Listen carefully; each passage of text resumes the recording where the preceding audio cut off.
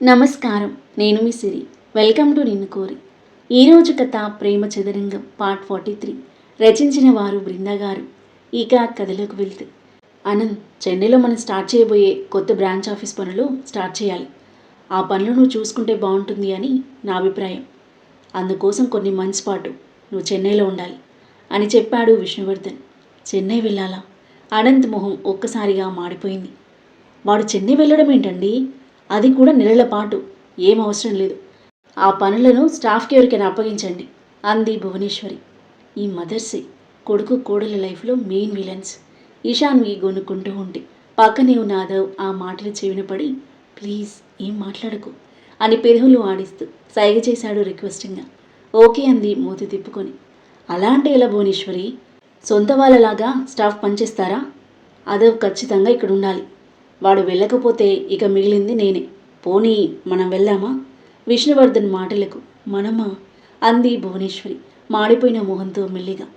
అక్కడ engineers కాంట్రాక్టర్స్తో coordinate అవుతూ constructions work monitor చేయాలి. అవకతవకలు జరిగే అవకాశం ఉంటుంది. మనకి క్వాలిటీ ఇంపార్టెంట్. వేరే ఎవరికి అప్పగించినా బాధ్యతగా చేయరు అని అనంత్కి చెప్తున్నాను. చెప్పనంద్, చెన్నై వెళ్ళడానికి నీకేం అభ్యంతరం లేదుగా అడిగాడు విష్ణువర్ధన్. ఇక్కడ కంఫర్టబుల్ లైఫ్ వదిలిపెట్టి చెన్నైకి వెళ్ళడం ఆనంద్కి అస్సలు ఇష్టం లేదు. అసలే తన మీద కోపంగా ఉన్న తండ్రికి డైరెక్ట్గా నో చెప్తే అతని నుండి సీరియస్ రియాక్షన్ వస్తుందని తెలిసి నో ఎలా చెప్పాలో అర్థం కాక అదో వైపు చూస్తున్నాడు. అంతా డాడ్ నిర్ణయమే అన్నట్టుగా విష్ణువర్ధన్ వైపు చూపించాడు అదో. అనంత్ ఉఫ్ అనుకొని, ఇక్కడంటే ఓకే, కానీ చెన్నైలో అంటే కష్టం కదా డాడ్. అందరినీ వదిలేసి అక్కడికి వెళ్ళి ఒంటరిగా ఉండడం నాకు అస్సలు ఇష్టం లేదు. ఒంటరిగా ఎందుకుంటావు? భూమి కూడా నీతో పాటు ఉంటుంది కదా. ఉంటుంది, కానీ ఇప్పటికిప్పుడు అంటే ఇప్పటికిప్పుడు ఏం కాదు. 1 వీక్ తర్వాత నిదానంగా వెళ్ళండి. సరైన కారణం ఏమీ లేకపోవడంతో ఏం చెప్పాలో అర్థం కాక భువనేశ్వర్ వైపు చూశాడు అనంత్. నేనేం చేయలేను నాన్న. నిన్ను వద్దని చెప్తే మేం వెళ్ళాల్సి వస్తుంది. ఈ వయసులో ఉన్న ఇంటిని వదిలిపెట్టి పక్క రాష్ట్రం వెళ్ళడం నా వల్ల కాదు మనసులో అనుకుంటూ కొడుకు వైపు జాలిగా చూసింది. ఏమా భూమి, నీకేం ఇబ్బంది లేదుగా? లేదు మావయ్య అని చిన్నగా తలాడించింది భూమి. వారం రోజుల్లో మీ ప్రయాణం, రెడీగా ఉండండి అని అనంత్ భూమిల వైపు చూస్తూ చెప్పి, ఆ ఏర్పాట్లేవో చూసుకోదాం అన్నాడు విష్ణువర్ధన్. అలాగే డాడ్.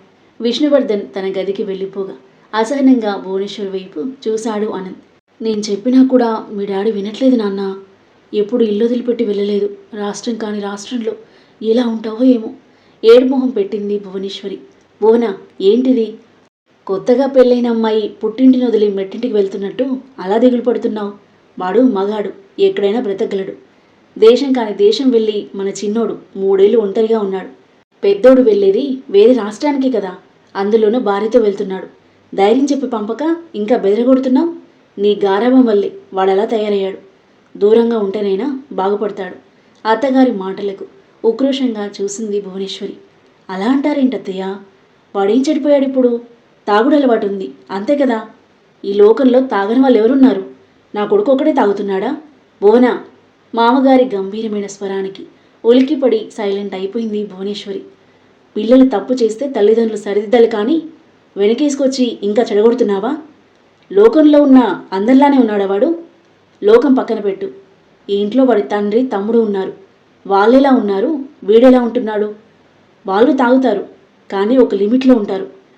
బాధ్యత మర్చి అదే పనిగా తాగుతూ కూర్చోరు. ఇంటికి పెద్ద కొడుకు ఎలా ఉండాలి? ఏ పని లెక్క చేయకుండా తాగుతూ తిరుగుతూ జల్సాలు చేస్తుంటే వెనకేసుకొస్తున్నావా? మామగారి మాటలకు భువనేశ్వరి మొహం చిన్నగా చేసుకోగా అసహనంగా చూస్తున్నాడు అనంత్. ఒకేసారి తల్లి కొడుకులను తమ తప్పును తెలియజేస్తూ పద్మభూషణ్ క్లాస్ పీకుతుంటే లోపల కాస్త హ్యాపీగా ఫీల్ అవుతూ సైలెంట్గా చూస్తున్నారు అదవ్, ఈశాన్వి. వాడి వల్ల తల్లిగా నీకు ఎలాంటి బాధ లేకపోవచ్చు, కానీ ఆ పిల్లని చూడు. కళ్ళనీళ్లతో బాధగా చూస్తున్న భూమి వైపు చూపించాడు. కట్టుకున్న భర్త రోజు తప్పతాగి వేళకాని వేళలో ఇంటికొస్తే ఆ పిల్లకి ఎంత బాధగా ఉంటుంది? భూమి వైపు ఒక లుక్ ఇచ్చి చూపు మరల్చుకుంది భువనేశ్వరి. వీలైతే వాణ్ణి మార్చడానికి ప్రయత్నించు, అంతేకాని వెనకేసుకొచ్చి ఇంకా చెడగొట్టకు కాస్త సీరియస్గా చెప్పేసి అనంత్ వైపు తిరిగాడు. బ్లాంక్ ఫేస్తో చూస్తున్నాడు అనంత్. అక్కడికి వెళ్ళాగైనా సరిగ్గా ఉండు. ఇక్కడ అలవాట్లు అక్కడికి మోసుకెళ్ళి నువ్వు ఇబ్బంది పడి ఆ పిల్లని ఇబ్బంది పెట్టకు. అనంత్ భుజంపై తట్టి పద్మభూషణ్ లోపలికి వెళ్ళగా అతని ఫాలో అయింది లక్ష్మీపార్వతి. ఇంకేం మాట్లాడితే ఎవరి నుండి ఎలాంటి రియాక్షన్ వస్తుందో అని భువనేశ్వరి సైలెంట్గా తమ గదిలోకి వెళ్ళగా అదవ్, ఇషాన్వి తమ రూంలోకి వెళ్ళారు. అందరూ కలిసి గట్టిగా వేసుకున్నారు అనుకుంటూ ఆనంద్ సోఫాలో కూర్చోగా సైలెంట్గా అతన్ని చూస్తూ నిల్చుంది భూమి. ఆమె వైపు తల తిప్పి చూశాడు. నువ్వైనా చెప్పొచ్చు కదా చెన్నై వెళ్ళడం ఇష్టం లేదు అని. నీ మాట వినేవారు డాడీ. మామయ్య మనం వెళ్ళాలని అంత క్లియర్గా చెప్పాక ఆయన మాటను ఎలా కాదంటారండి? మన కంపెనీ కోసమే కదా. అయినా మీరు ఎక్కడుంటే నేను అక్కడ ఉంటాను. నాకు ఇక్కడే ఉండాలి అని ఏం లేదండి. సరిపోయింది. సరేలే, తల పగిలిపోతుంది. ఒక స్ట్రాంగ్ కాఫీ తీసుకురా. ఇప్పుడే తీసుకొస్తాను. పరుగులాంటి నడకతో కిచెన్లోకి వెళ్ళి కాఫీతో తిరిగి వచ్చింది. కాఫీ తాగేశాక రూమ్లోకి వెళ్ళారు ఇద్దరు. మార్నింగ్ ఇష్యూతో కలిసి ఆఫీస్కి బయలుదేరిన ఆదవ్ జీవా ఫోన్ చేయడంతో లిఫ్ట్ చేసి స్పీకర్ ఆన్ చేశాడు. చెప్పు జీవా. సార్, ఈరోజు డిజైన్స్ ప్రజెంట్ చేసే మోడల్ రావట్లేదు సార్. హెల్త్ అప్సెట్ అయిందట. వాట్? మనతో ఇంతకుముందు వర్క్ చేసిన మోడల్స్ ఉన్నారుగా, వాళ్ళలో ఎవరినైనా రమ్మని చెప్పు. కాంటాక్ట్ చేశాను సార్. ఇప్పటికిప్పుడు అంటే ఎవరూ అవైలబుల్లో లేరు. టుమారో ప్లాన్ చేద్దామా సార్? నో జీవా, టుడే ఖచ్చితంగా ఫినిష్ చేస్తామని మాటిచ్చాం జ్యువెలర్స్ వాళ్ళకి. డిజైన్స్ ప్రజెంట్ చేసి ఆ డిజైన్స్ వాళ్ళకి హ్యాండ్ ఓవర్ చేయాలి. ఎలాగైనా ఫినిష్ చేయాల్సింది అని మాట్లాడుతూ ఈశాన్వి వైపు చూసిన అదవ్కి మైండ్లో ఏదో తట్టి పెదవులు చిన్నగా విచ్చుకున్నాయి. మోడల్ గురించి నేను చూసుకుంటాను, నువ్వు అక్కడ ఏర్పాట్లు చూసుకో. Okay sir. జీవా ఫోన్ పెట్టేగా కేఫ్ ముందు కారాపాడు అదవ్. ఇక్కడ ఆపావేంటి అడిగింది ఈషు క్వశ్చన్ మార్క్ వేస్తూ. కాఫీ తాగి వెళ్దాం పదా. అదవ్ కార్ దిగుతుంటే. నేను వెళ్ళాలదవ్. నన్ను డ్రాప్ చేశాక తీరిగ్గా ఎన్ని కాఫీలు కావాలంటే అన్ని తాగు. నాకు ఒంటరిగా తాగడం కన్నా నీతో కలిసి తాగడమే ఇష్టం. కమ్. డోర్ ఓపెన్ చేయగా విసుగ్గా చూస్తూ కారు దిగి అతనితో పాటు కదిలింది ఈశాన్వి. టేబుల్ దగ్గర కూర్చొని కాఫీ ఆర్డర్ చేసి సిప్ చేస్తున్నారు. ఈశాన్వి, నువ్వు నాకు ఒక హెల్ప్ చేయాలి మెల్లిగా అడిగాడు అదవ్. ఏంటది? కనుబొమ్మలు ముడివేసి చూస్తూ అడిగింది. అది ఈరోజు జ్యువెలరీ డిజైన్స్ ప్రజెంట్ చేయడానికి రావాల్సిన మోడల్ రావట్లేదు. అయితే ఈ ఒక్కసారికి నువ్వు నేను ఆ డిజైన్స్ ప్రజెంట్ చేయాలి. వాట్? Are you crazy? నేను అస్సలు చేయను. ప్లీజే. మోడల్ సడన్గా హ్యాండ్ ఇచ్చింది. ఇప్పటికిప్పుడు అంటే ఎవరూ అవైలబుల్లో లేరు. ఈరోజు ఎలాగైనా ఆ వర్క్ ఫినిష్ చేయాలి. క్లయింట్ ట్రస్ట్ ఇంపార్టెంట్ కదా. నువ్వు ఎన్నైనా చెప్పు, నేను అస్సలు చేయను. నాకు ఆఫీస్లో ఇంపార్టెంట్ వర్క్స్ ఉన్నాయి, నేను వెళ్ళాలి. కాఫీ తాగడం అయిపోవడంతో లేచి వెళ్ళబోయింది ఈశాన్వి. ఆగవే. ఆమె చేయి పట్టుకోగా చేయి విడిపించుకుని వెళ్తుంటే ఆమె నడుం చుట్టేసి ఆపేశాడు. అదవ్, వదులు, అందరూ మనల్ని చూస్తున్నారు అంది చుట్టూ చూస్తూ. నువ్వు ఒప్పుకుంటేనే వదులుతా. ఎక్కడ దొరికావురా నాకు? కాలేజ్లో. అదవ్ మాటలకి చురుగ్గా లుక్కిచ్చింది. అదవ్ నవ్వుతూ చూస్తూ, ప్లీజ్ బంగారం, మన కంపెనీ కోసమే కదా.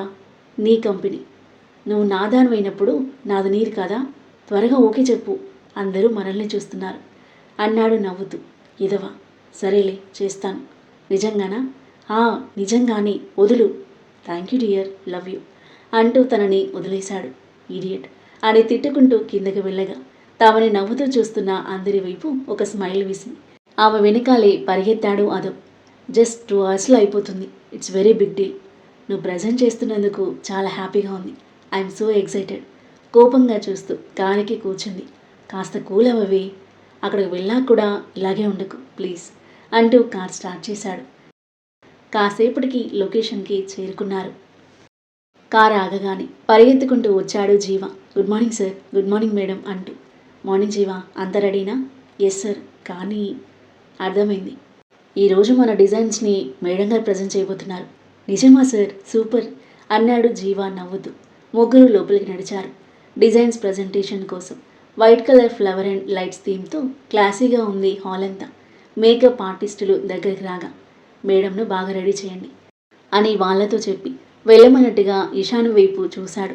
ఉఫ్ అనుకొని ఈషు వాళ్ళతో పాటు కదిలగా తన స్టాఫ్తో డిజైన్స్ ప్రజెంటేషన్ గురించి డిస్కస్ చేస్తూ ఉండిపోయిన అదవ్ కాసేపటికి ఈశాన్వి ఉన్న గదిలోకి వెళ్ళగా ఒక అమ్మాయి ఈశాన్వి హెయిర్ స్టైల్ చేస్తుంటే ఒక అబ్బాయి ఫేస్ మేకప్ చేస్తున్నాడు.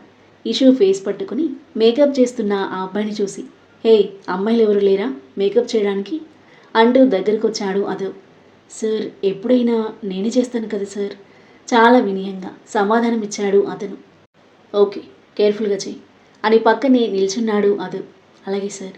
సూటిగా చూస్తున్న అదవ్ చూపులకు టెన్షన్ పడుతూ ఆమె ఫేస్కి ఫౌండేషన్ అప్లై చేసి పౌడర్ అద్దుతుంటే అతని చేతులు వణకడం గమనించిన ఇషాన్వి సందేహంగా తల తిప్పి చూసేసరికి హ్యాండ్స్ ఫోల్డ్ చేసుకుని నిల్చొని సీరియస్ ఫేస్తో చూస్తున్నాడు అదవ్. ఉఫ్ అనుకుని, అదవ్ నువ్వు వెళ్ళి బయట పనులు చూసుకో అంది. నాకేం పనులు లేవు, నేను చూసుకోవడమే నాకున్న పని. ఈశాన్వి గురుగా చూస్తుంటే సరేలే వెళ్తున్నా అంటూ అదవ్ బయటికి వెళ్ళగా రిలీఫ్గా బ్రీత్ తీసుకొని మేకప్ చేస్తున్నాడు అతను. మరీ ఇంత పొసెసివ్ ఏంట్రా బాబు మనసులో అనుకుంటూ వెళ్తున్న అతని వైపే చూస్తుంది. కాసేపటికి అదవ్ చెప్పిన జ్యువెలరీ లాకర్ నుండి తీసుకొని అదవ్ దగ్గరికి చేరుకున్నాడు ప్రేమ్. ఇదిగోరా అంటూ జ్యువెలరీ బాక్స్లు అందివ్వగా అవి తీసుకుని ఈశాన్వి దగ్గరికి వెళ్ళిన అదవ్ ఈశాన్విని చూసి స్టన్ అయిపోయాడు. పఫ్ పెట్టి లీవ్ చేసిన కర్లీ హెయిర్ ఆమె బ్యూటీని మరింతగా పెంచి beautiful makeup, white Cinderella floor length ఫ్రాక్లు ఏంజిల్లా మెరిసిపోతుంటే రెప్పు వేయడం మరిచి చూస్తున్నాడు. భుజాల మీదుగా జారీ స్లీవ్స్, బ్రాడ్ నెక్, తన స్ట్రక్చర్కి తగ్గట్టుగా ఉన్న ఆ ఫ్రాక్లు మరింత స్టైలిష్ అండ్ క్లాసీగా ఉన్న ఈశాన్వి మోడల్కి ఏమాత్రం తీసిపోనట్టుగా ఆకర్షణీయంగా మెరిసిపోతుంది. వావ్ ఈశాన్వి మామూలుగా లేవు, అదిరిపోయాం, సూపర్ అని చేతితో సింబాలిక్గా చూపించి ఈ జ్యువెలరీ వేసుకో అని చేతికి అందిస్తూ ఈశాన్వి తీసుకోబోయేసరికి వెనక్కి తీసుకున్నాడు. నేనే వేస్తాను చిరునవ్వుతో చూస్తూ జ్యువెలరీ బాక్స్ ఓపెన్ చేసి డైమండ్ నెక్లెస్ చేతులకు తీసుకొని ఆమె మెడలో అలంకరిస్తుంటే మౌనంగా మిర్రర్లో నుండి చూస్తుంది ఈశాన్వి. మిర్రర్లో కనిపిస్తున్న ఆమె ప్రతిరూపాన్ని మురిపంగా చూస్తూనే అతని మునివేలతో ఆమె హెయిర్ వెనక్కి నెట్టి నెక్లెస్ పెట్టిన అదవ్ మెడని చేయితో తడిమి చిన్నగా ముద్దు పెట్టాడు. ఆ తర్వాత ఏం జరగబోతుంది? అదవ్ ఈశాన్విల మధ్య ఎలాంటి సన్నివేశాలు చోటు చేసుకోబోతున్నాయి? ఇద్దరి మధ్య దూరం తగ్గి దగ్గర కానున్నారా? చెన్నైలో అనంత భూమిల మధ్య ఎలాంటి మూమెంట్స్ ఉండబోతున్నాయి? వివేక్ సామ్రాట్లు ఎలాంటి ప్లాన్లు వేనున్నారు? ఆ ప్లాన్లను అదవ్ తిప్పికొట్టగలడా? ఈ ప్రేమ చదరంగం ఎలాంటి మలుపు తీసుకోబోతుంది? అద్భుతమైన కథనంతో ఊహకందని మలుపులతో మనసును హత్తుకునే సన్నివేశాలతో ఎంతో ఆసక్తిగా సాగి ఈ కథ యొక్క నెక్స్ట్ ఎపిసోడ్ కోసం మన నెక్స్ట్ వీడియో చూడండి. కథ నచ్చితే లైక్ చేయండి. ఈ కథపై మీ అభిప్రాయాన్ని తప్పకుండా కామెంట్ చేయండి. మరిన్ని ఇలాంటి ఇంట్రెస్టింగ్ స్టోరీస్ కోసం మన ఛానల్ని సబ్స్క్రైబ్ చేయండి. Thank you for listening.